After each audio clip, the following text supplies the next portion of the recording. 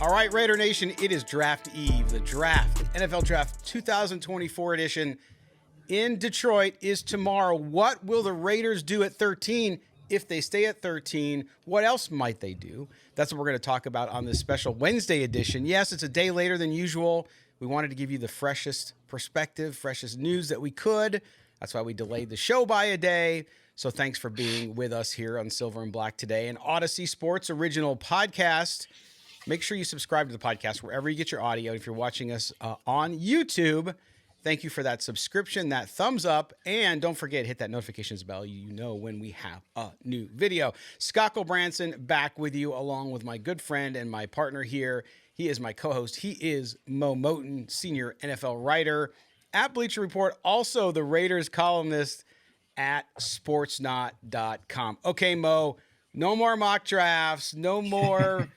rumor mill, although there'll be rumor mill up until the event starts tomorrow.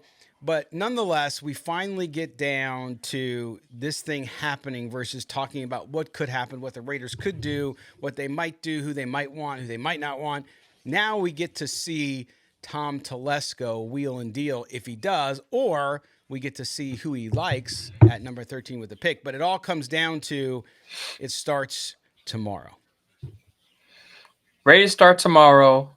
No more mock drafts, at least until Sunday when Bleacher Report puts out their too early mock draft for 2025. But no more 2024 mock drafts, and I'm happy about that because, as many people know, I'm not a big mock draft guy. I usually put out 3. I think you said this too last week. I usually put out 3. One at the beginning of the offseason, one after the combine, and then one right before the draft. There you go. That's a good cadence. Some people update it every week and all sorts of things that are happening around free agency too. Yeah, with free agency, which you understand. Hey, listen, you guys all want to consume this content, so you can joke about it, complain about it, but at the end of the day, people read it, people seek it out, so you get it. But if we talk about the Raiders leading up to the draft in the first round tomorrow night in Detroit, we've heard again the Raiders on Tuesday. The narrative was the Raiders did call the Commanders about the number 2 pick, and the Commanders are saying, nah, we're good. We're going to stay at number 2, which is fine. Not real news in my book, Mo. I think we've talked about this several times leading up to this draft, and that is, look, if you're a team and you don't call every team ahead of you in the draft, if you're looking to trade up, then you're not doing your job. So you can expect it to happen. It's not surprising. But when we go into tomorrow, and we'll get into, you did your final dual mock draft, which is a really cool concept. We'll talk about in a second. But when you go into the draft and you're thinking what your needs are and what you need to do, you look to move up or move down, whatever it is. So we look now, number 3, which is a spot you and I have talked about for a long time, the Patriots. Now, we've heard the Patriots are interested in 2 different quarterbacks, especially Jaden Daniels. If Jaden Daniels doesn't go number 2 to Washington, for example, that might force the hand of the Patriots to say, yeah, no, we're not going to trade this. We're going to take Jaden Daniels. But it looks like 3, it looks like 5 are open for business a little bit, or even 9. And so when you look at that, if you look at Raiders' opportunities, let's just focus on that for a second. If the Raiders were to move up, Mo, if that's their move, they're going to have trouble, I think, because the Minnesota Vikings have 2 picks in the first round that they can deal. The Raiders do not. And you look at the teams that need quarterbacks near them or above them, and it gets a little difficult. But when you look at this, is 3 still the spot that the Raiders could move up to? I mean, to me, if you're going to get one of those top 4 guys, that's what you have to do. If you're going to look at Michael Penix or Bo Nix, then you can wait. But if you want one of those 4 guys, to me, you got to think about being in the top 5, correct? Yes, that's correct. And there's still a slim chance of the Raiders moving up to the number 3 spot. I've said long that it virtually no chance. I don't want to say impossible, but virtually no chance of them getting the 1 or 2 spots. Those 2 teams locked in the quarterbacks. I think the Patriots are still I think they still are leaning toward a quarterback, but if they get a really good offer, they would really seriously consider moving back, depending on how far back it is. The Raiders are 13, so it'll be a little more difficult for the Raiders. But I read reports said the Patriots, the offers that the Patriots have gotten for the third pick have been laughable. So Yeah. apparently teams have called but aren't serious enough because the Patriots, again, you're trying to convince not only for the Patriots to take the deal and the picks, but to convince them to pass on a quarterback when they need a future franchise quarterback. So that's two things you have to convince the Patriots of when you're offering a deal. And that's why you're probably starting the conversation of 3 first rounders. Yeah. And Yeah. if you're offering anything less than that, I would guess those would be categorized as laughable deals. I think outside of the top 3, the Raiders' best chance to move up to me would be as high as maybe the Giants, depending if they're, if a quarterback is there, I think the Giants take a quarterback, one of the top 4. But if a quarterback is not there, I think there's a chance that the Giants move back because they need to replenish their offense and they can get some more picks out of that. I agree. And I look at that page. So if the quarterbacks go 1, 2, 3, if that's the way it goes, so that to me, that puts pressure on the Giants at number 4. Because what they could do is move. I think the Cardinals would be willing because the Cardinals want Marvin Harrison Jr. I don't think the Chargers are going to trade him. Now the Chargers could trade down with somebody else who wants Marvin Harrison Jr. That would be the risk for the Cardinals. But I could see the Giants trying to get into that top 4, top 5, even swapping picks with the Chargers just to make sure they get them and not get outbid by somebody else. So it's interesting because I think that in the top 6, 4 quarterbacks go. That's kind of where I'm at now. Mm-hmm. And because with the Giants there, even if the Giants don't have to move and they can still get JJ McCarthy or whoever their quarterback is and who's there, makes sense to me. And then you got the Vikings at 11. They're 2 spots ahead of the Raiders. And I think you brought it up on X in a tweet. We still call them tweets. When you tweeted about the fact that we talked about last time, I was concerned about the Rams. If the Raiders go offensive line or cornerback in the first round and try to move up into the bottom of the first round or the top, move up in the second round to get a quarterback if Penix and Nix are still there. Your point was you look at some of the teams there, the Vikings. If the Vikings miss out on the top 4 quarterbacks, they're still looking for a quarterback. Right. So Penix could go there. Right. So let's say the Vikings can't move up. Everyone's assuming that the Vikings are going to bundle their 2 first rounders to move up. But what if they can't? What if they don't have any cooperation from another team in the top, and they miss out on the top quarterbacks, and then they choose a non-quarterback at 11? It would mean that at 23 is a very high chance they're going to take a quarterback at the end of the first round. So if you're the Raiders and you really like Penix and the Vikings don't take a quarterback ahead of you, you got to be thinking about they'll probably take a quarterback at the back end of the first round. So you have to take that quarterback that you like at 13. Right. And to me, I look at it this way, and as people who talk about this for a living, as fans, we all have opinions. At the end of the day, if the Raiders like Michael Penix Jr., with all that you've talked about, because they've I'm sure modeled this a 1,000 times, if they like him enough to feel that he can be a franchise quarterback, then you take him at 13. Now, I don't think they will, but if they did, I would understand it to your point because of all these scenarios. And by the way, there's always something that happens before you.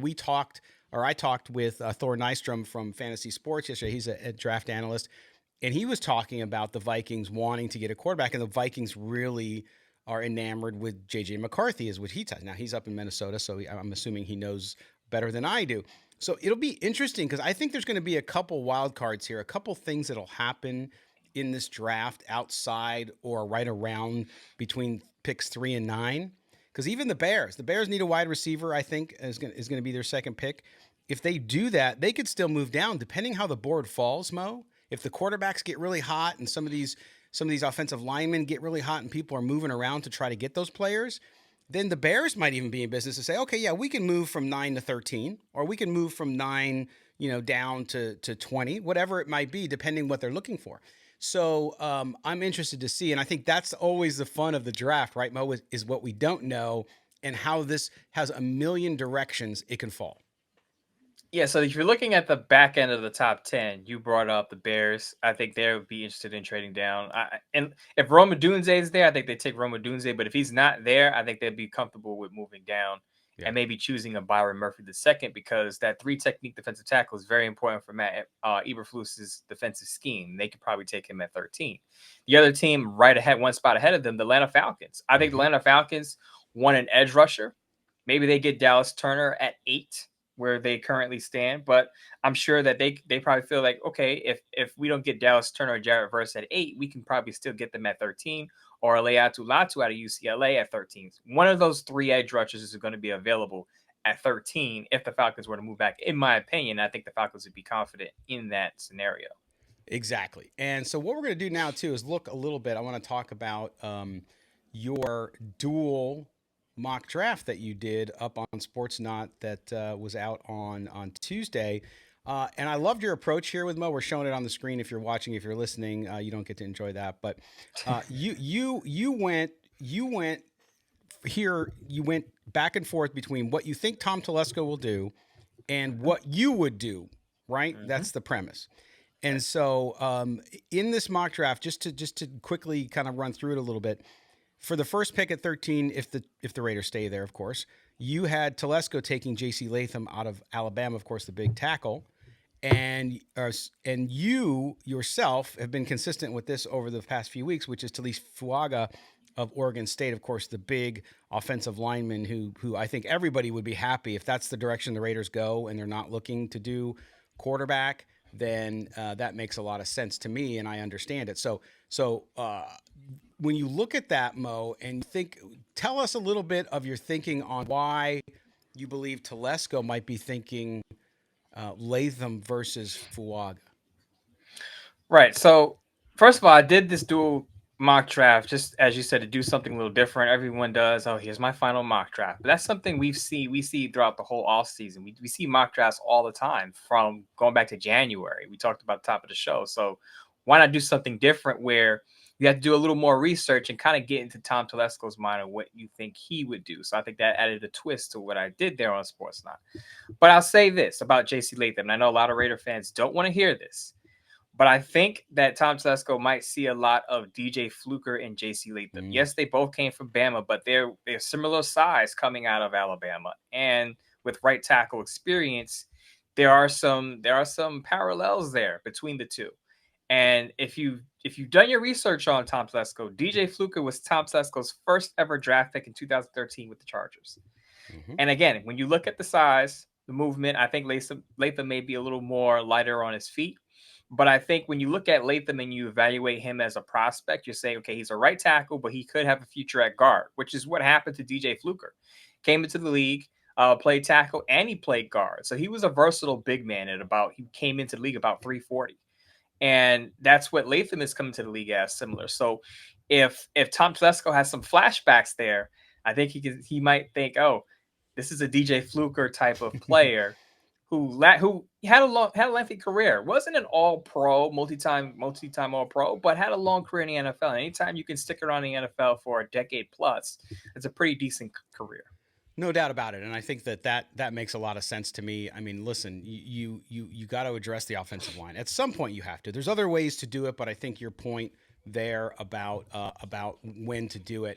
So that's good. Let's move on. We'll just get to the second pick here too, because one of the things, obviously, if they go offensive line in the first round, they haven't addressed a young quarterback. I mean, they have Aiden O'Connell on the roster, of course, but. Here's what you thought is you said the 44th pick that the Raiders actually, if they stay pat, you think at that point Tom Telesco takes Bo Nix. Now you basically mentioned this last show, so it shouldn't be a surprise. Cruisers 360, right? But then you look at this, you at the fact that to do that, great. So I think Bo Nix will be there at 44 without question. That's just my guess. But for you said, nah, let's move up. And you have here, if you were the GM, Mo would trade pick 44 and 148, which I think is what, a fifth round or sixth round? Fifth round. Yeah, fifth round for number 39. Now, you say, what is number 39? And you say Michael Penix. Number 39 currently is owned by the Panthers. Mm-hmm. And if you look at that, at 38 is the Titans, and the Chargers above that at 37, Washington 36, Cardinals at 35, 34 is the Patriots, 33 is the Carolina Panthers again. So all of those teams, including the Patriots and the Commanders, based on the assumptions in the first round, already would have drafted quarterbacks, right? Right. So Correct. Moving to 39 puts you ahead of Green Bay, Houston, and some other teams that could move, and who knows who else moves around in that situation, right? But here you have them moving up and having Penix fall at least into the last 30s or the high 30s, which I think there's a possibility that that happens. Could he go earlier? Yes, but in this scenario, explain a little bit how you came up with these two directions.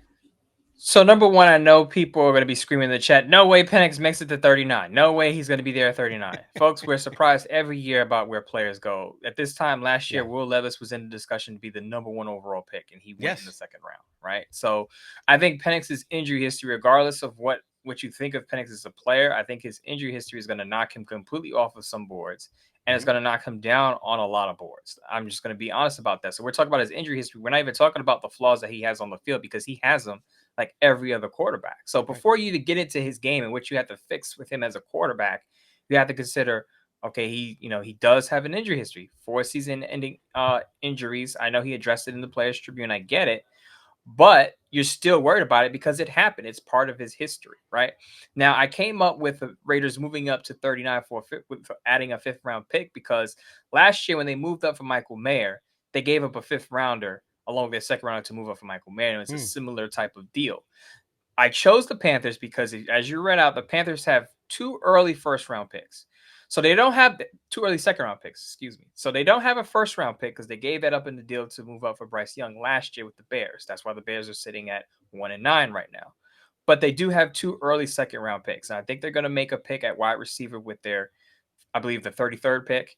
Mm-hmm. And then they'll say, okay, with the 39th pick, we want more draft capital because they have a new regime, new head coach, new front office. They're going to be looking for additional picks. And I know you say fifth round is not a big deal, but I think they're going to be looking to add picks wherever they can add them. And if they get an offer from the Raiders to, hey, we'll give you another fifth rounder just move up 5 spots, I think they would consider it, being that they do have a pick earlier at 33 where they will probably choose a wide receiver. Yes, and every draft is different. And in this draft, though, if you look at the consensus from around the league and those that follow college football and the draft all year round, this is a very deep draft overall. Now, in some positions, not so much, but overall, there's some years where it's like, the top 100 are good, and then after that, it just falls off a cliff. This is not so this year. So when you talk about a fifth round pick this year, people might still poo-poo it, but it's a big deal because the fifth rounder this year might be what a third rounder is next year. I mean, that's how deep it is, especially when you look at some of these positions, wide receiver, of course, on the offensive line, other spots too, cornerback. So a fifth round pick has a great value this year. There's a couple sites that kind of value the picks this year based on a point system. If you look at that, I recommend, if you're really interested in it, go look at it, and you'll see where the fifth round pick this year versus last year, the difference in the value is there. So good assumption there, Mo. I like that one. And it's interesting. Before we hit the break, because listen, we have Raider Nation Mailbag today. We have a ton of calls. We have 2 segments worth of calls. That's how many calls we have. So we want to give everybody an opportunity to speak. So we're going to do that. But when you look at this, the chances of the Raiders moving up one or 1A drafting a quarterback at 13, I put the number out 45%. I mean, conservatively, that's where I think they might, because I don't know what they think of Michael Penix Jr. or what they're going to do to try to move up if they can get to number 3 or wherever they could get to in the top 10. What does your gut tell you right now? Is your gut, and we know you love Fuaga, as do I. I think the guy would be a career, a great tackle for this team. But when you look at this situation, Mo, what does your gut tell you? My gut tells me it's going to be a tackle, and like I said, unless one of the top quarterbacks somehow falls, Mm-hmm. I don't think the Raiders are going to be able to move up for a quarterback. And at this point, it seems like they're interested in Jay Daniels because of his connection, not just because of his connection with Antonio Pearson, because he's going to probably be a pretty good pro. I had a piece out on Bleach Report that said that I think that his bust probability meter is about 20% because he has that dynamic ability to tuck the ball and run. So he has that part of his skill set, and teams are going to find it hard to defend that about him. But my gut tells me at 13, the Raiders take an offensive tackle because there will be, in my opinion, with the quarterbacks going early, several offensive tackles that they could take. And I brought up 2 today. Talisi Fuaga is my choice. I think Tom Telesco would also like J.C. Latham. But if Olu Fashanu for some reason falls, I think the Raiders will also consider him as well.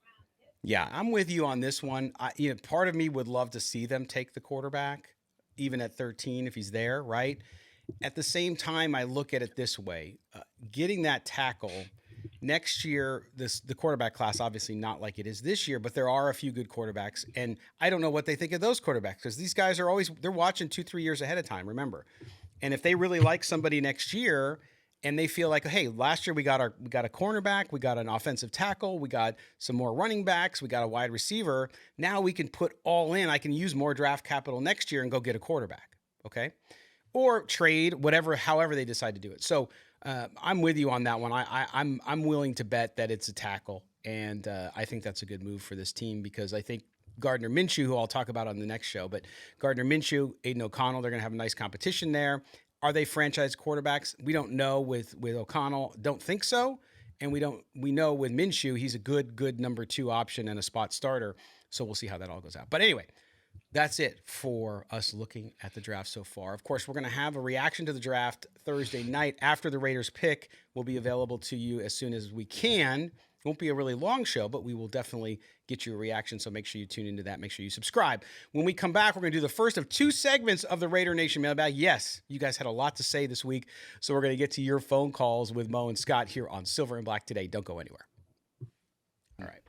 Welcome back. Segment number 2 of this edition, this Draft Eve edition, as we record on Wednesday morning. So we're getting you the show the same day. That's why we didn't do it on Tuesday. This is an Odyssey Sports original podcast covering the Las Vegas Raiders. Scott Branson with you. Mo Moton stepped out just for a minute. He'll be back in a second. But before we bring back Mo, oh, by the way, make sure you subscribe wherever you get your podcast. Also, if you're watching us on YouTube, thanks for the chat. And also, make sure you subscribe, hit the thumbs up, and the notifications bell. We appreciate you doing all of that for us. But before Mo comes back, we have a special guest, and I'm just blown away we were able to get this guest because this time of the year, the draft, I mean, these young men in college, they're getting ready to the biggest day of their life, right? And joining us now, we're so fortunate to bring in a guy that I'd love to see the Raiders draft, and that is quarterback Michael Penix Jr. So we're going to bring him up now. There he is. Michael, you're wearing the purple do-rag. Ready to be drafted. Scott Branson, good to be here. Dade County's finest. UW, go Dogs. 14-1 season. Didn't end the way we wanted it to, but go Dogs. My dog's going to be drafted early. I'm going to be drafted early, possibly to the Raiders, and I'll give it my all. Don't talk about my injuries. You saw what I did last 2 years. You saw what it looks like when I'm not hurt. It looks good on the field. It'll look good in the NFL on Sundays, Thursdays, and Mondays. Go Dogs. What are your feelings on folks who say that our own Mo Moton is your doppelganger? Mo Moton's a fraud.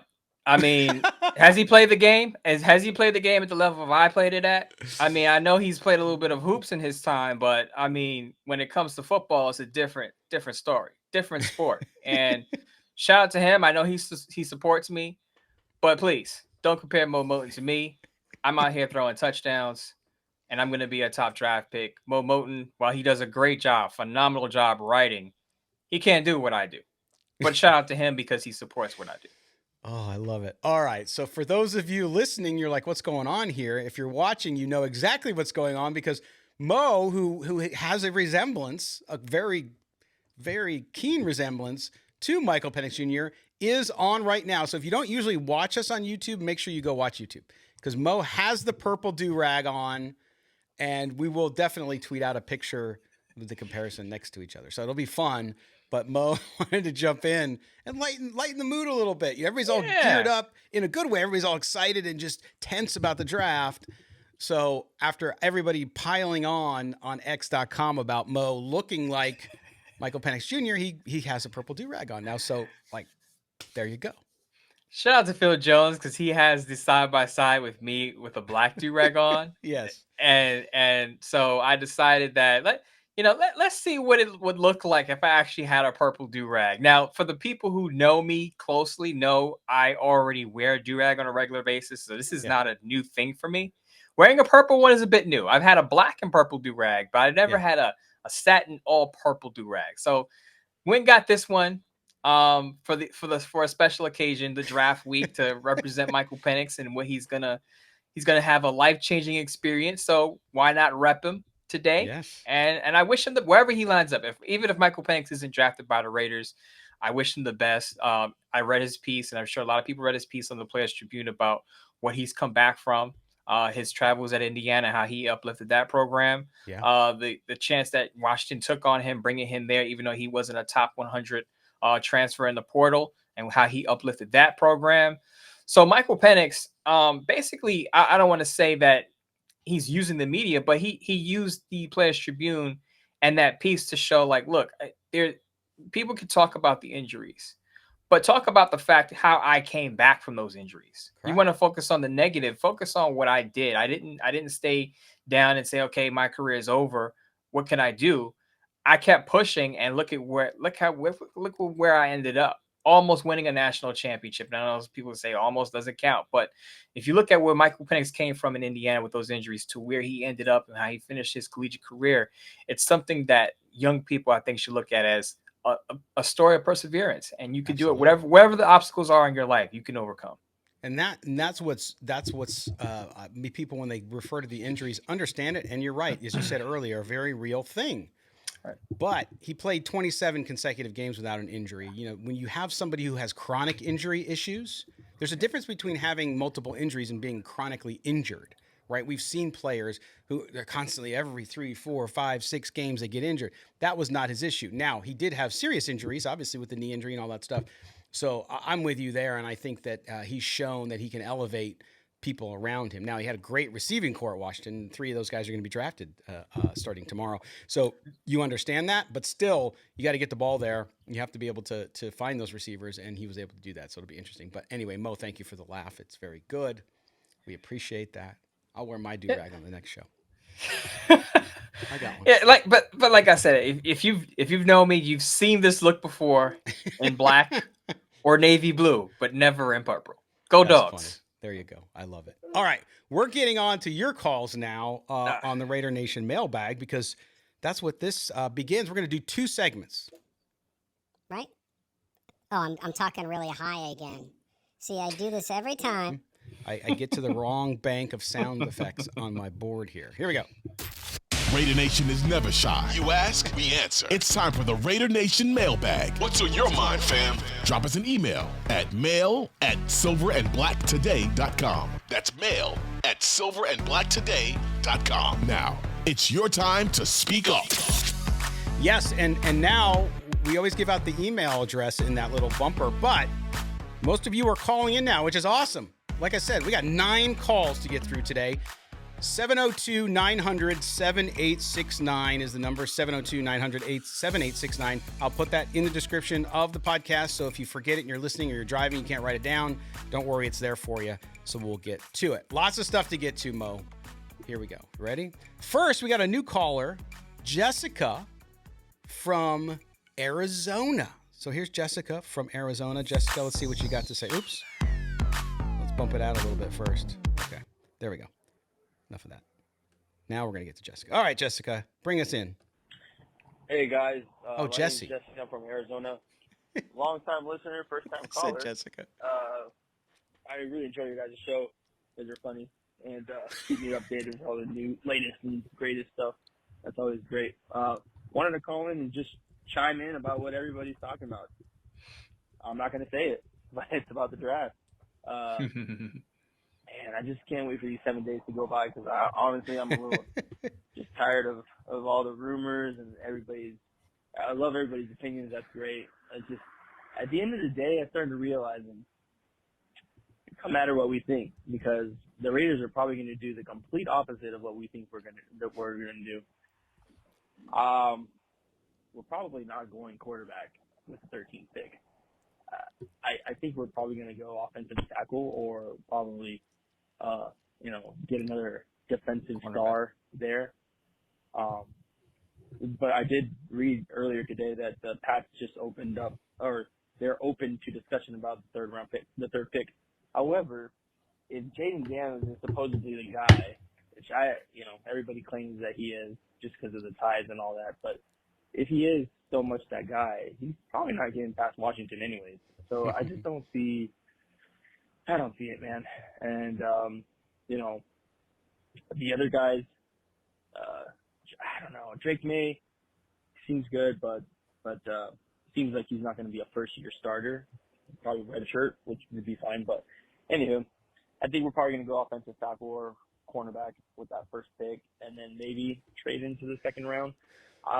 You know, I wouldn't be opposed to seeing Spencer Rattler, man. I know he's from Arizona, so. But anyways, you know, he's kind of got a lot of the similar traits of the modern quarterback. Got a good arm, man. But obviously, you know, whatever. Somebody's got to develop him, and that's the other issue. But talent's there. Well, anyways, just wanted to call in and chime in and let everybody know that whatever you're thinking right now is probably not what's going to happen when the draft comes. So just hold on to your horses. All right, Raider Nation, have a good one. All right, there you go. Jesse, sorry, man. I called you Jessica, Scott, and I had the transcript. I don't know what happened. Scott tried to get me in trouble again and fake a girl calling in to get me in trouble. Is but Mo there? That's why you did that, Jesse. So we apologize for that one. Yeah. We apologize for that. But thank you for the call, man. We appreciate you listening for a long time and finally picking up the phone. That was great. Yeah. And he brought up something really interesting there, too, that I wanted to chat about, which is this idea around, because I've seen a bunch of mocks here at the end of this pre-draft period, Mo, where some folks going on the limb and say, hey, Raiders might take a defensive player there. And really just double down on defense. I think they're overplaying the thought that Antonio Pierce is a defensive guy, which he is, and I get that. And it's not impossible that it happens, but I saw it more towards the end here. You see that a little bit? Could you see that happening? The one defensive position I could see them taking at 13 is cornerback. I don't see them. If Byron Murphy's there, it would be tempting because Byron Murphy's now being talked about as arguably maybe the best defensive lineman in the class, maybe defensive player in the class. It would be tempting to have Byron Murphy. But what I would say about that is you paid a lot of money to Christian Wilkins. Tyree Wilson's still developing, probably inside-outside player. You re-signed John Jenkins. You re-signed Adam Butler. You got Max Crosby. You got Malcolm Kuntz. There are only so many players who can play at one time on the field. So with your first-round picks, and I said this before, you want that first-round pick to be on the field as much as possible. And with Byron Murphy coming in, how much is he going to be on the field versus if you take a cornerback, a top cornerback who's probably, if he's good enough, should start opposite Jack Jones. So I think it makes more sense. I know people say, well, Byron Murphy, better player, BPA. But I think if you're looking at Terrion Arnold or Quinion Mitchell, those guys could be Pro Bowl players as well. And you have a need at cornerback. So again, I will say this again. GMs do weigh need. When they have two guys who are equal in talent, they'll say, well, where do we have the bigger need? Where can we maximize our pick? And I think cornerback position is a spot. Now, really quick, I want to get to Jesse's talk about Spencer Rattler. I almost put Spencer Rattler in that dual mock draft that I put out on Sportsnaut. I almost had Spencer Rattler as a third-round pick. Jordan Schultz, who was over at Bleacher Report, said that the Raiders were one of those teams that were interested in Spencer Rattler on day 2, and that he also said that Spencer Rattler could go as early as round 2. Now, I wouldn't take Spencer Rattler in round 2 if I'm the Raiders, but if you don't take Michael Penix Jr., you don't grab a quarterback in round 1, I could definitely see Spencer Rattler being on their radar in round 3. Yeah, I agree, and that's what I was going to bring up because I don't see Rattler as a second rounder, and if he is, good for him. But yeah, the Raiders, the needs that they have, unless you're taking a quarterback in round 1 or at the top of round 2, then I think you say, okay, rounds 3 or 4, and you just bring in a guy in, see if what happens, because those needs that you have at cornerback, at tackle. If you go cornerback first, then get tackle second. If you go offensive tackle first, get the cornerback in the second. So I think that, to me, is the most prudent move for the Raiders. So somebody like Rattler, there's a lot to like there. But, yeah, I'd wait till the third round, especially with the needs that they have. So, all right, Jesse, thanks for the call, man. Now we jump out to Los Angeles, and this is Ray from the L.A. area. Here we go, Ray. What is up, Scott and Mo? This is Raider Lope from the 6 Raider Lope. SoCal, also known as StanSellis19 on Twitter. So based off my call from last week, you guys know what are my thoughts going into this year's draft. We either go with Plan A, trade the farm from Jaden Daniels. Plan B, stick to the board and go with offensive tackle at 13. and then either trade it in the back end of the first round or for that 5th-year option, or draft Penix early in the 2nd round if he falls. And then plan C, where I think we might go is, I won't be shocked if with the 13th pick we make the first defensive selection, and that is cornerback Terrion Arnold. Now, just seeing the combine, it looks like him and AP have that really good relationship, and we all know we're trying to draft players that fit that AP mold. Even Tom Telesco said it in his presser, so I would not be shocked if we go with the best defensive player, with that being at position of need, because we do need cornerback. Byron Murphy would be great at defensive tackle, but that's kind of a luxury pick, so we'll go with the smart pick. And then it would be nice to, have that, top cornerback, a dog out there on defense, and I'll lose my train of thought, but shut down cornerback. There you go. Happens to me all the Shut time. down cornerback. We haven't had that in such a long time. So Namdi and Woodson. So it would be nice to have that lockdown cornerback. And then in the 2nd round, go stick to the board and then also draft the best offensive tackle available. So that's just my plan C, and just what I think the Raiders will do in the draft. There's 3 different ways they could go about it, but with the Raiders being the Raiders, I wouldn't be shocked if they go off the script and just take something else, draft someone else that that we're not aware of, kind of like 2019. But I doubt it. Tom Telesco, he has experience at being GM, so I think I trust Tom Telesco to do the right thing for this organization in the future. So just my thoughts on the draft with it being 2 days ago. This is Raider Loke, and I'm out. And sorry for the brain parts. Raider Loke, thanks, man. Raider We Loke, appreciate Dan. you. Yeah, he's been a long time listener. We appreciate him very much. Thanks for the call, buddy. How he finished up there, I think, is important. And this goes back to the piece you did up on Sportsnaut, I think it was last week or the week before, about Tom Telesco's record. What can you look at? I mean, we have over 10 years of him being a GM in the same division. So read that if you haven't read it, because I think it gives you insight. So I think surprises can happen, as Raider Loke said. But Mo, I don't think you see a Cleve Farrell at number 4 type of pick. First of all, they're not in the top 4, but I don't see like a reach, a crazy kind of like where people are like, what? I don't see that. Now, quarterback, tackle, cornerback, like if it's any one of those 3, you'd say, yeah, okay, I expect that. If it's not one of those 3, best player available, somebody moves up, like you talked about Byron Murphy, some reason being there, and he decides to take him even though they have other needs, that would be a shocker, but not the shockers like we've seen before with the Raiders in the draft. At least it would be a good shocker, because a lot of people, again, think that Byron Murphy II is the best defensive player in this draft class. So if they shock people and take Byron Murphy, I'd be fine with that, because at least you're shocking for, what's considered a top prospect, whereas Cleve Farrell was kind of considered a mid to late round first pick when they drafted him in 2019. That's right. So, but I agree with Dan, and I think if it's not an offensive tackle, if it's not a quarterback, it would probably be a cornerback. And I do like Terrion Arnold. A lot of people would say, well, he's slow. He ran a 4.5, 4.53 at the combine. Look at his game tape. And I don't like to be one of those people to say, watch the film, but game speed is always different than straight line speed. And if you look at Terrion Arnold, he's very athletic. He has the quickness and agility to keep up with wide receivers. You could probably put him on an island. You can play him in zone. You can play him in the slot. So not only can he be your top cornerback, but he can also do a lot of other things where you can use him as a chess piece. If you have some injuries in the secondary, which the Raiders had last year, you can stick him in different areas, and he can be movable all around that secondary, and he can also be your top cornerback.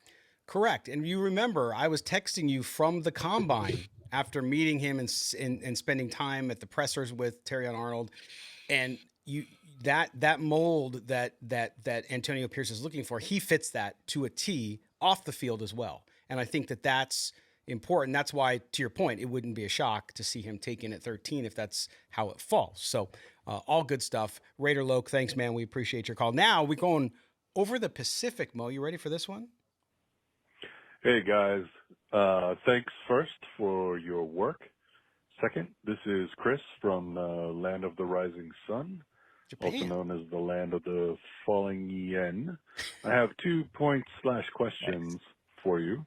First, in terms of the money that will be available on June 1st after Garoppolo's contract expires, how does that impact, do you think, the draft, both in terms of signing free agents and also facilitating trades for, say, someone like Lattimore. Second, as far as quarterbacks go in this draft, Penix is, in my opinion, a more attractive candidate than Nix.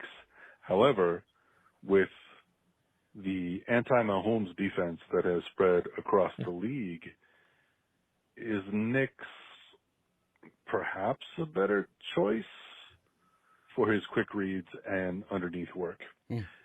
Thank you both very much for your time, and hope to hear from you. Domo, arigato, Mr. Roboto. All right, Chris from Japan. I love it, man. We get our Me too. international call in. Mo, let's start with the second half of that question there. You've talked in recent weeks a little more about the possible fit, not saying that you're advocating for the selection of Bo Nix, make that clear, but you did say several times, hey, I could see him fitting in this offense, this West Coast offense that Luke Getsy's going to run. And his strengths, because like you said, every player has strengths, every player has challenges. That is Bo Nix's strength. What do you have to say about Chris and the fact that he could see Bo Nix? And does he have an advantage there to his point about those anti-Mahomes defenses? So the Bo Nix thing, I've been trumpeting that for a while now, and Chris brings up that point, basically saying, look, I understand Bo Nix is not an attractive option, as Chris said. His game is not going to wow you. It's not going to make a lot of highlights. But I think people aren't giving him enough credit or giving him too much criticism for his lack of deep ball. So Oregon didn't ask him to throw bombs away in that offense. It was a lot of quick reads, quick strikes, short passes. But when he did throw downfield, I thought he was fairly decent. And I think there are stats to back that up. With Nix being a fit, so to speak, a lot of people said you shouldn't go with the scheme fit, go with the better prospect. You have to understand that these offensive coordinators run certain systems, and there are certain quarterbacks that fit their system better than others. Again, I'm not saying that Michael Penix can't run Luke Getsy's offense, but what I'm saying is that watching Bo Nix at Oregon, I think he would I think he could be a seamless fit.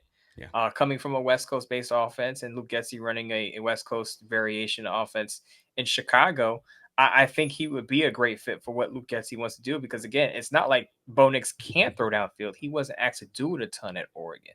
Yeah. Now I wanted to get to something what Chris said about the June 1 money, because that's an important thing after the draft. I think it impacts more of what the Raiders will do with undrafted free agents. So after the draft, depending on how the draft falls, you may have wanted a linebacker. You didn't get a linebacker. So now you got to look at your undrafted free agent pool. Do we like any linebackers who went undrafted? Are there any linebackers that we can acquire via trade? I think that's when the June 1 money comes in. You're filling draft needs that you didn't fill during the draft because of the way things fell. So, Scott, when you go into the draft, you have a plan, right? But you don't know how the picks are going to go. And if you don't address a certain need, then you look at your June 1 money and say, okay, who can we acquire and who can we sign? Correct. And if you look at the Raiders right now, the estimated cap space is about $22 million, even including, once you get past that June 1st. But then, Mo, if you look at, I think this is something else too, to Chris's question about money, and to your great point about the undrafted free agent market and what you're going to do there, is the fact that the Raiders also, I believe there's a couple of contracts here who are primed for restructuring, right? So you look at even Max Crosby and to me, Devontae Adams. Like Devontae Adams is going to make $16.5 million this year, but next year he's up to $36 million. Okay, and that's a big thing to do if Devontae Adams, if they want to keep him long term, obviously, then a restructure would work there. But they could restructure a bonus there. They could do all sorts of things to start to free up some of that money too. So I'd keep an eye on that. All right, there you go. Thanks, it, man. Chris from Japan. All right, we'll get one more call and then we'll take a break to come back for the rest. Now we're going to Anthony. Anthony on Silver and Black Tech. Hey, Mo, it's Anthony from Sacramento. I just wanted to talk about our quarterback situation. And I feel like, I'm in the minority here where, most Raider fans, I don't want to start another civil war like we had with Kardashians and the car haters, but I feel like I know O'Connell was a 4th round rookie and he had a lot of adversity, and the odds were kind of stacked against him last year in his rookie season. But, I really disagree with all the Raiders fans who are just content with us going all offense and defense and just rolling out with Minshew and O'Connell. And don't get me wrong, I think Minshew and O'Connell are both super solid backups. But, I feel like AP and hopefully Telesco's on board too with what they've seen on tape, that we need a difference maker at quarterback. And, I think it's silly when Raiders fans, when they say that, if O'Connell was still there at 13 this year, the Raiders would draft him. I think that's blasphemous. But, I feel like we need one of the top 5 quarterbacks this year in the draft, and I think the Raiders are going to try their hardest to get Jaden Daniels. I said this before. I don't think it's going to happen, but it won't be for a lack of trying on Telesco and AP's part. I think they're going to try their hardest to get up to the 2 or 3 slot if Daniels falls, and if not, then I think it's got to be Penix or Nix. So just I guess let me know your thoughts on that. I don't know where this O'Connell complacency is coming from, but I don't think he's good enough to be a starting quarterback in this league, and I don't think you need to be a genius or a football expert to see it. All right, thanks Scott, thanks Mo, go Raiders. There you go. Good call. We appreciate it, Anthony from Sacramento. A lot of listeners in Sacramento, so thanks for that. Yeah, and listen, look, I mean, for those of you watching, I'm wearing my Irish Cannon t-shirt. We like Aiden O'Connell, but again, this report that front office people were saying he'd go in the top 10, 13, 15 this year, ludicrous. I'm sorry. I don't care. I'm not picking on who reported it. I'm just saying it's BS. It's just not right. It's just ridiculous.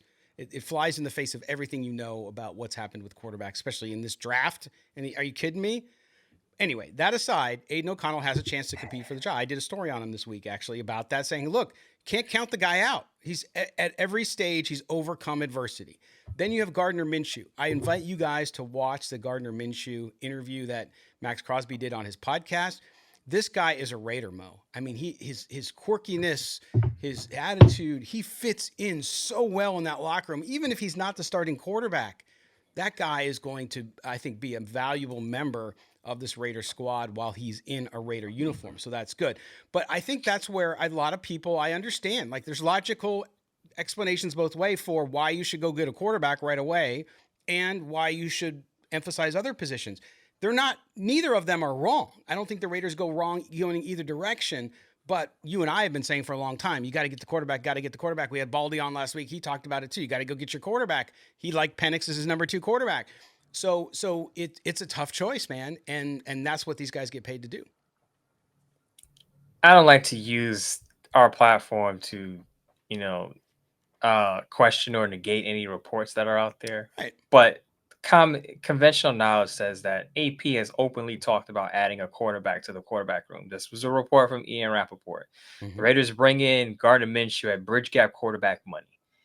If they felt Aiden O'Connell was truly a first-round talent, they wouldn't have done either of those things. AP wouldn't be talking openly about bringing in a quarterback, and they probably would have gone with a lower-end number 2 quarterback at Frasty instead of more of a bridge gap guy in Gardner Minshew with starting experience. So to me, it's just common knowledge tells you they don't view Aiden O'Connell as a first-round pick. So that report just didn't add up to me. The math wasn't mathing with that. But to Anthony's call, he said basically what we've been saying all along, and people have kind of come at us for that opinion, that at this point, Aiden O'Connell is not a starting cornerback long-term, not a franchise guy. Can he give you some spot starts? Can he start in stretches and steer the ship? Yes, he can.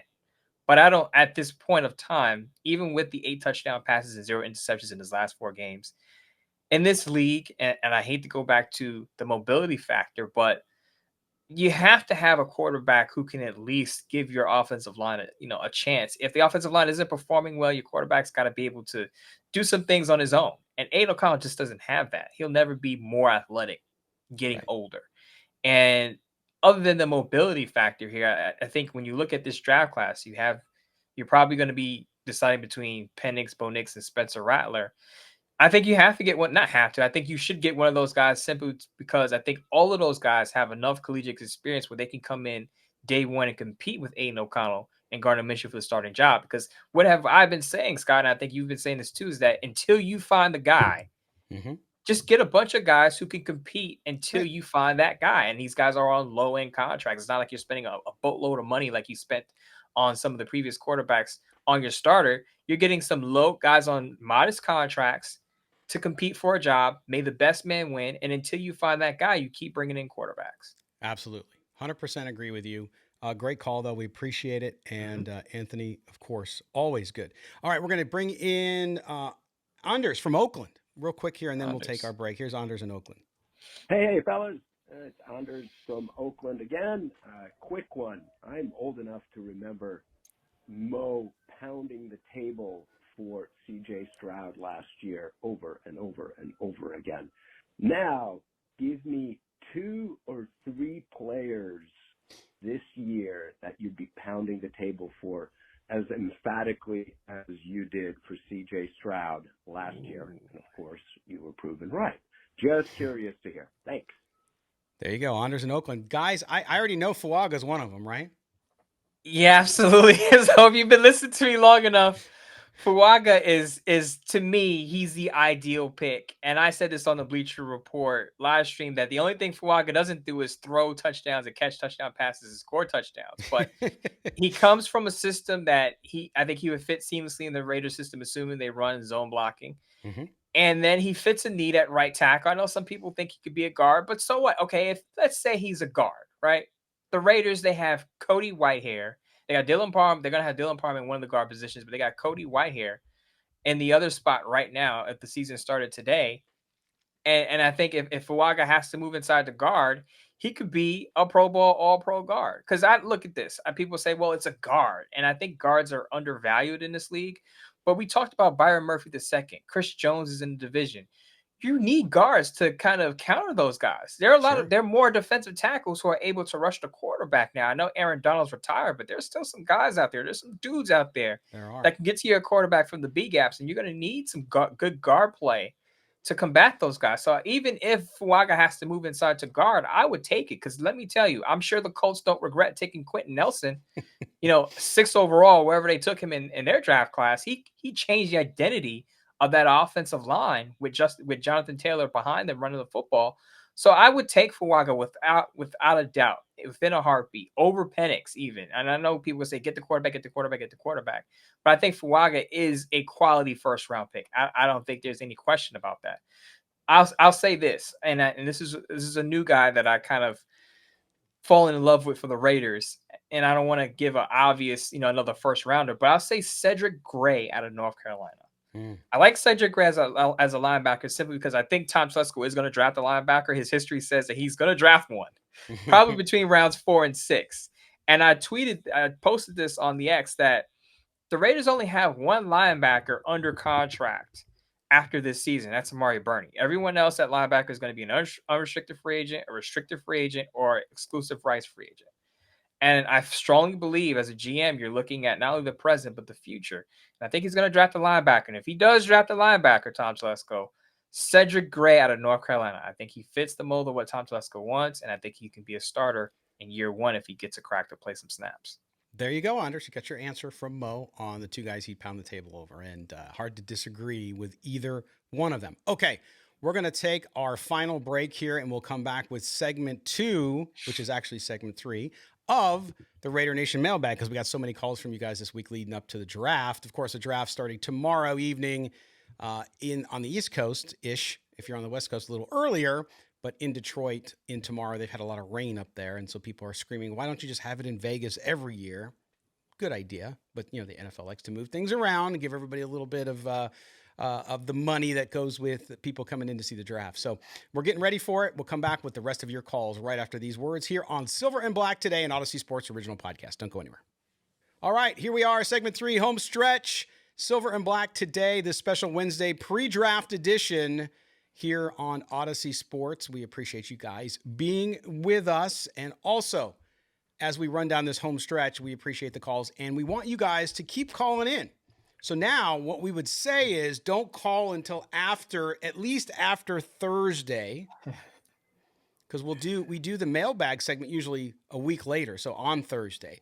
So what I would say is let the draft play out, and then whatever your feelings are, unless something crazy and you got to just speak to us Thursday night with what the Raiders do.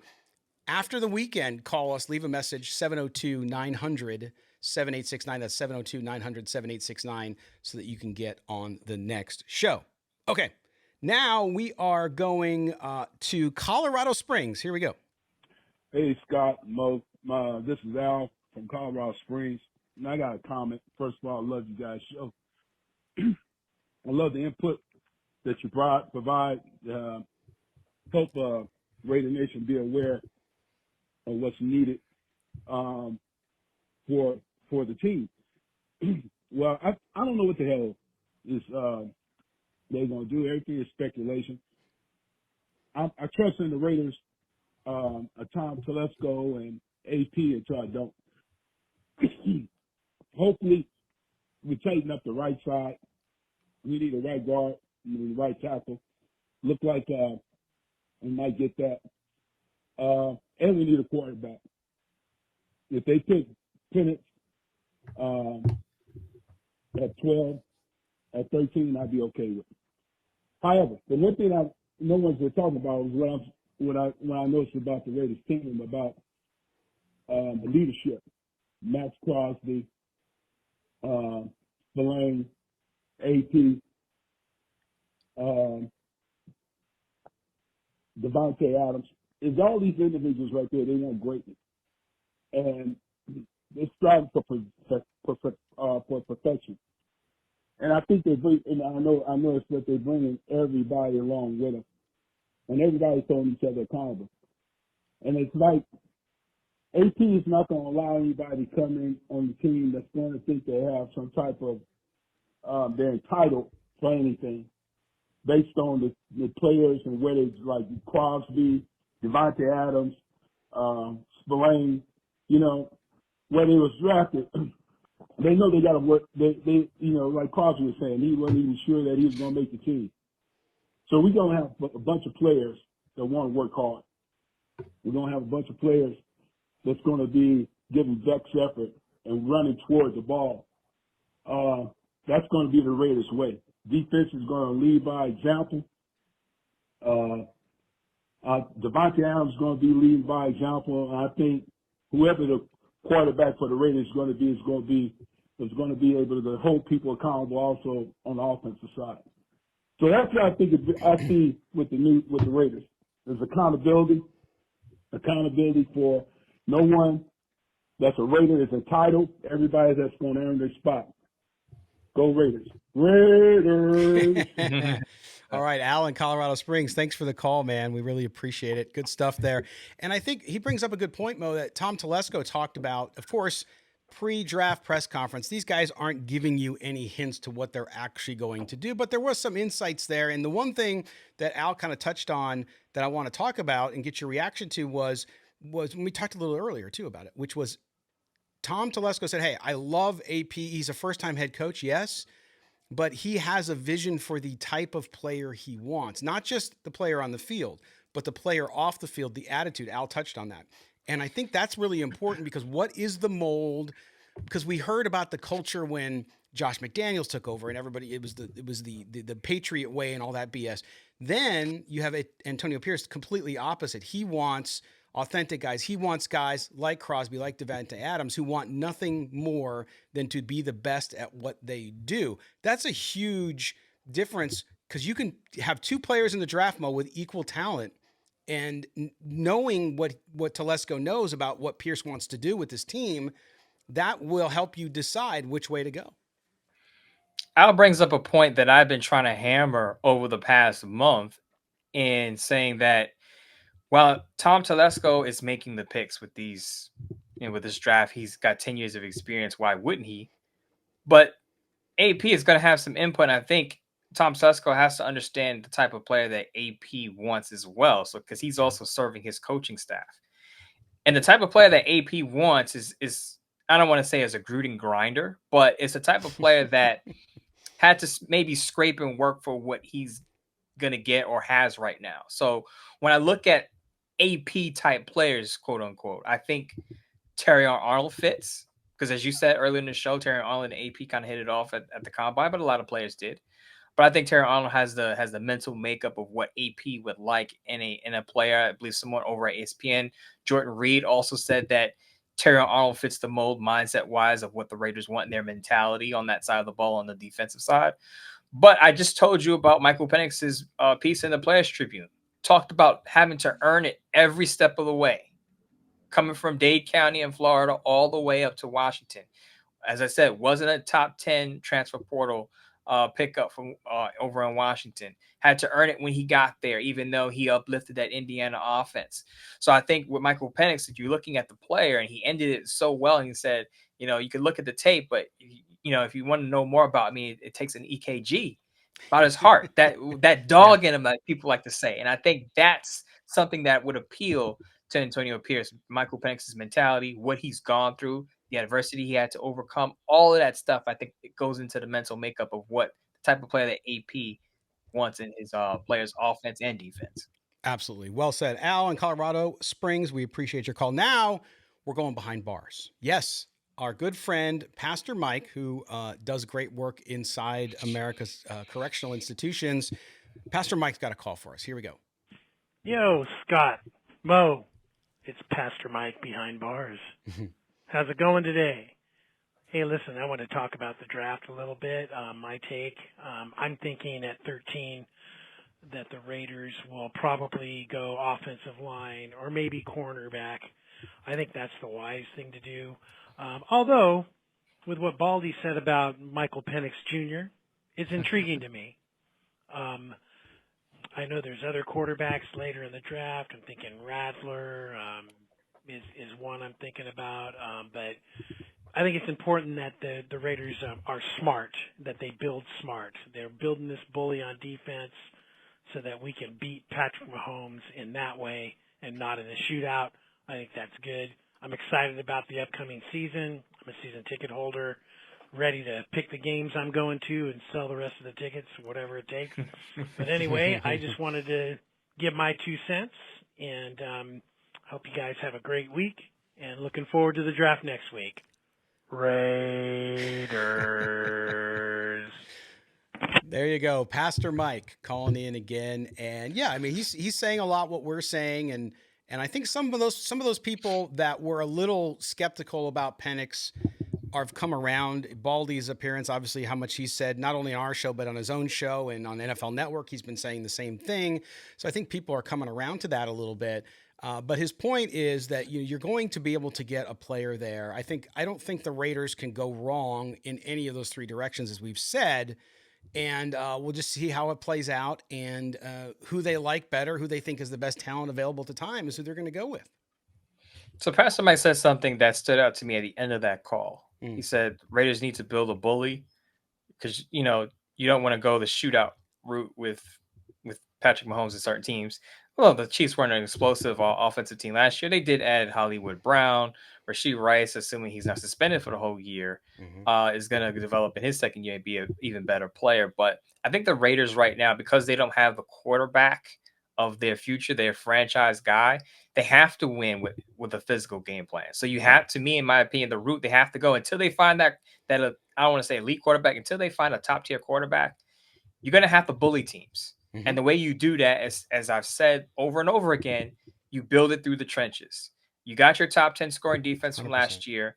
Now you build your offensive line. Now you can control the clock on offense. You can give your defense a break and breathers because now you can run the ball effectively. Aiden O'Connell or whoever is a starter on the center now has good pass protection. So now you need to milk the clock or use the clock where you have your offense in the field for those long 13-play drives. You can do that because your offensive line can control the tempo of games. Yeah, absolutely. Good stuff. Good stuff. We appreciate it. Pastor Mike, as always. All right, we move on now to Victor up in the Central Valley of California. He's calling in. Let's see what Victor has to say. Hey, Mo and Scott. How are you guys doing? Hope you're doing good. This is Victor from the big Central Valley. So I got my scenario for the picks.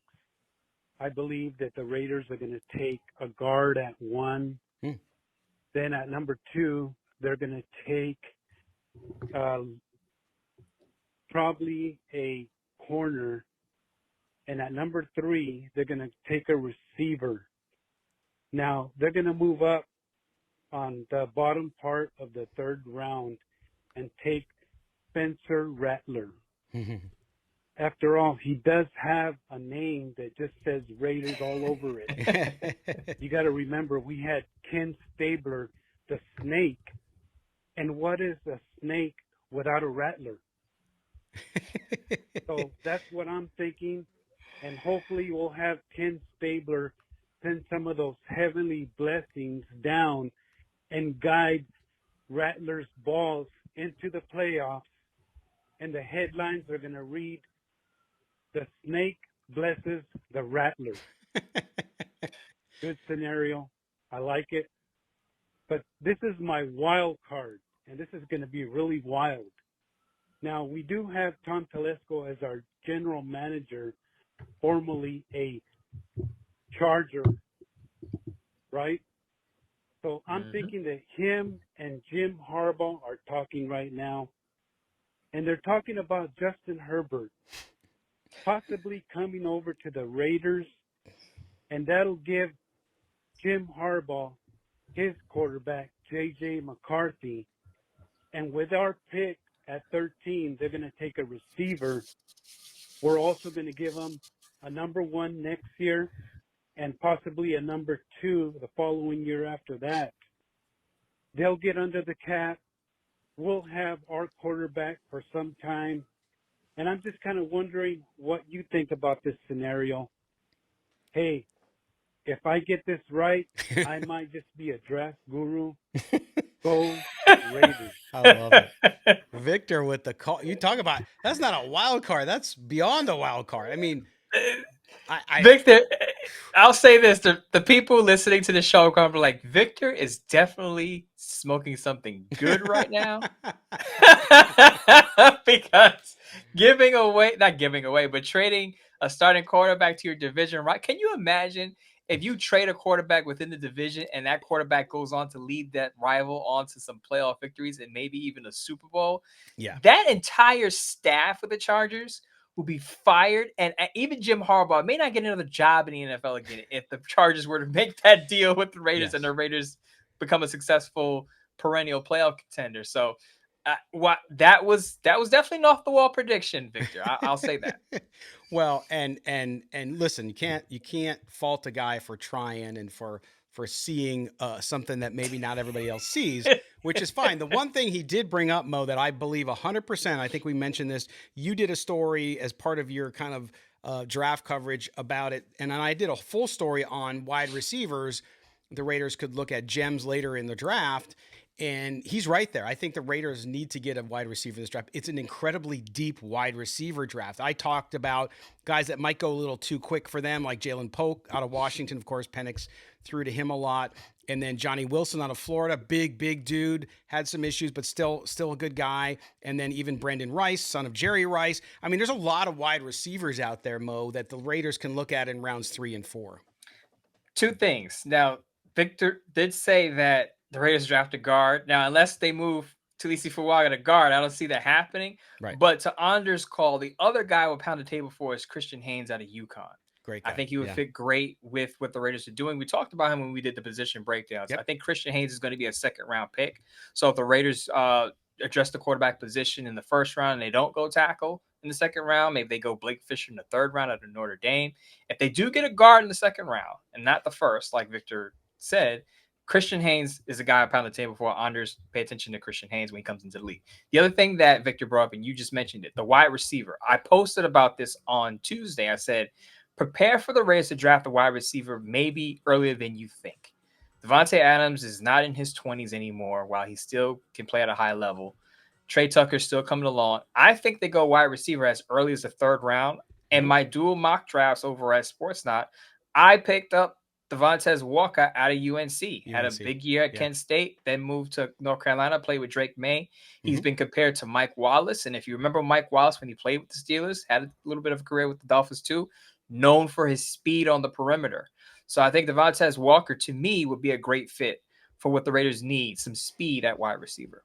Yes. Yes, and I think even later, especially if they go with Penix, then Jalen McMillan's a guy I like out of Washington too. Yes. That you probably is going to be there probably in the 4th. So some really good guys there. But great call, Victor. We appreciate you calling in, and please do so again, even if you're on a different plane than we are. All right. We're going to close out the mailbag as we usually do with Jacob from Fresno. So fun. I had somebody comment, like, I don't like the Jacob from Fresno call. How could you not like Jacob from Fresno? It's great. It's fantastic. We have to have fun on this show. Yeah, we got to have fun. And Jacob does his thing. So here we go. Jacob and Fresno to close out the mailbag for this week.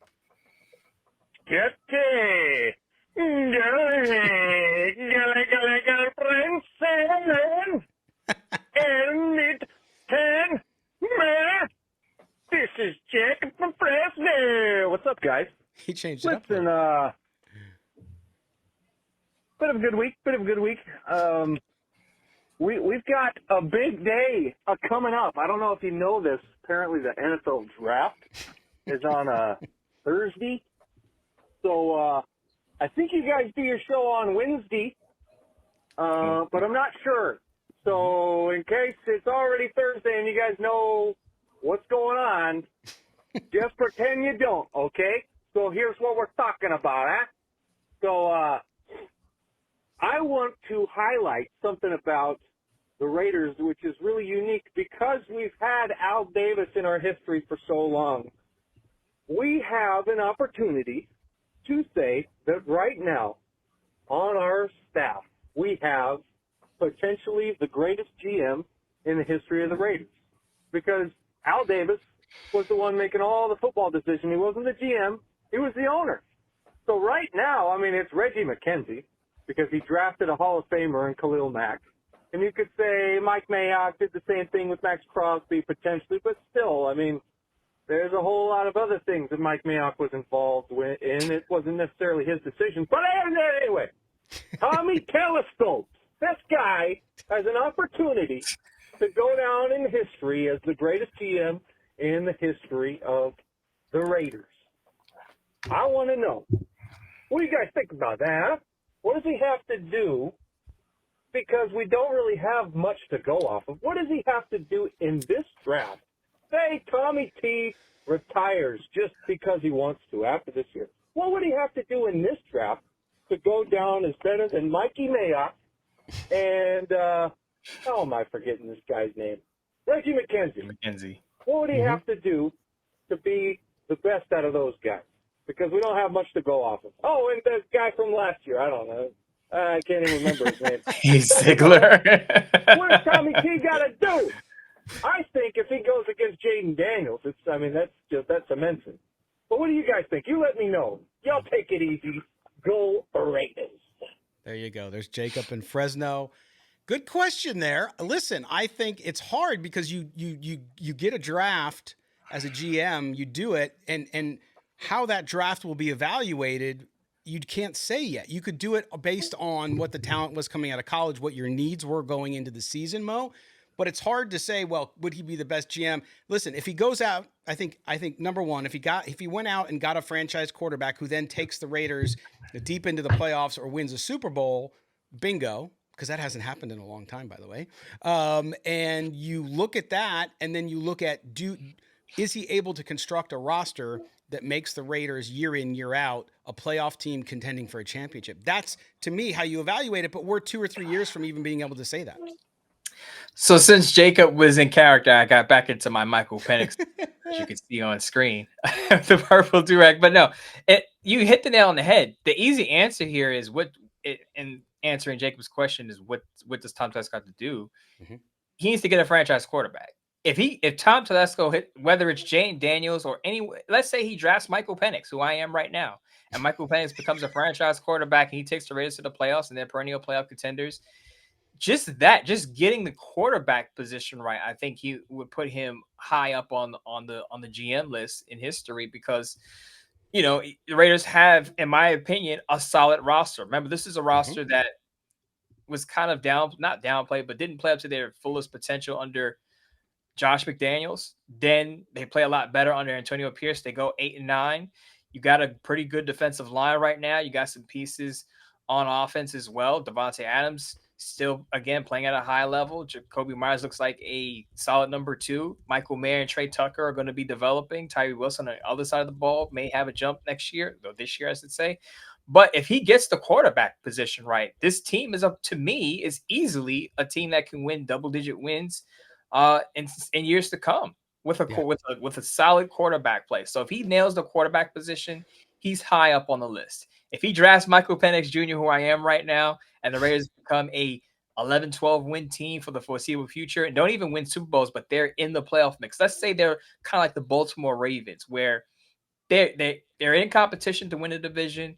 They're in the AFC Championship game. They're in the divisional round. They have a shot. I think, again, that puts Tom Telesco very high on the list of GMs around the league. Yeah, and I know people will talk about other positions, but he to me moves into that role simply because of the quarterback. Because if you look at the Raiders' history of drafting quarterbacks, it has not been good. They've had good quarterbacks, but they weren't drafted. Ken Stabler, of course, drafted in the second round by the Raiders, sticks out. And then behind him, second, Derek Carr. I mean, whether you like Carr or not, if you look at guys they've drafted, I mean, it's not Mark Wilson. He was a bust. These guys that they've, Jamarcus Russell, go on and on with different quarterbacks.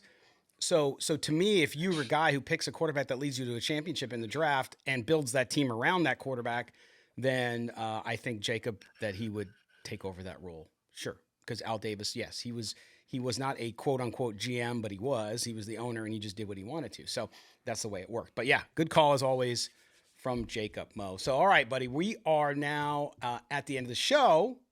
And so we are going to sign off and say goodbye and get ready for tomorrow's draft. Hope you guys enjoyed the show. Make sure you subscribe wherever you get your podcast. Also, you want to be a part of the show. Again, I'll flash the number up on the screen and you can see it below in the description. 702-900-7869, 702-900-7869. We want to hear what you think the Raiders did post-draft. Tell us, you're going to give us your grade. Tell us what you liked, what you didn't like. And we will do that. It's the same. We're also going to be back on Thursday after the Raiders pick. We will do a quick reaction show. Mo and I both have other work to do as well, but we want to get to you guys. So as soon as we know what they do, we'll climb on. Maybe we'll probably do it live. So if you can listen to it live or watch it live. And if you don't get it, you'll hear it on the podcast feed as well. So make sure you subscribe to the podcast wherever you get your audio. Mo, what else you got coming up besides your post-draft work at Bleacher Report? Well, I'll be waiting for the Raiders to draft me at 13. Go Dogs. No, seriously though. No, I got a Bleacher Report live coming up on Friday. I encourage a lot of Raider fans to join me in that because it's going to be a very fun show. I'm going to be on with the Chargers host, a YouTuber. I'm going to be on with the Chiefs writer. She hosts a show for the Chiefs, I think Kansas City Chiefs Daily, and also a Denver Broncos writer who writes for NFL Spin Zone, which is a site that I wrote for when I was coming up. And we're just going to talk about our team's draft picks, crack jokes, and criticize each other's teams for their picks. It's going to be fun. So Raiders fans, join us for that. I also wrap up the Raiders draft on Sunday, 2 p.m. Eastern, 11 a.m. Pacific time. As Scott said, we'll probably be on live after the Raiders make their pick, whenever they make their pick, if they do make a pick. And also, TNT Friday, I'm going to give my reactions to the overall draft. So if the Raiders do something surprising or if they make a headline pick, I'll definitely talk about it on TNT Sports. Friday, 6 p.m. Eastern time, 3 p.m. Pacific. There you go. So you'll get your full dose of Mo. He'll be here. He'll be everywhere. He'll be in the airwaves on your TV and on the interwebs. So make sure you check that all out and check out his work up on Sportsnaut, as well as my coverage of the Raiders on Sportsnaut. You can check that out too. I'll have some post-draft takes on what the Raiders did each day. So make sure you check out sportsnaut.com. And then we will be back with you Thursday night. I'll probably go on as the pick happens. And then Mo, when he can get his time freed up, will join us on there. So look for that on the YouTube channel as well. And then we will quickly put that up on the podcast feed if you're an audio listener. So stay tuned for that. My man, enjoy the draft tomorrow, and we will see you sometime tomorrow night. Absolutely. It'll be fun to be back and talk about what the Raiders actually did and not what we think they're going to do next time we speak to you all. Because then Appreciate you all. we can look at two needs they still need to address through undrafted free agents, through free agents still on the street. So we'll have a lot of great stuff to talk about, as always. All right. Thanks to all of you. Thanks to all the great callers, by the way. We had a nice long show today. Hope you enjoyed it as your preview into the NFL draft. 702-900-7869, 702-900-7869 if you want to be part of the show next week. Thank you to our producer, Mike Rabier, and for Mo Moten, I'm Scott Branson. This has been Silver and Black Today. We'll talk to you guys tomorrow night at the draft. Take care.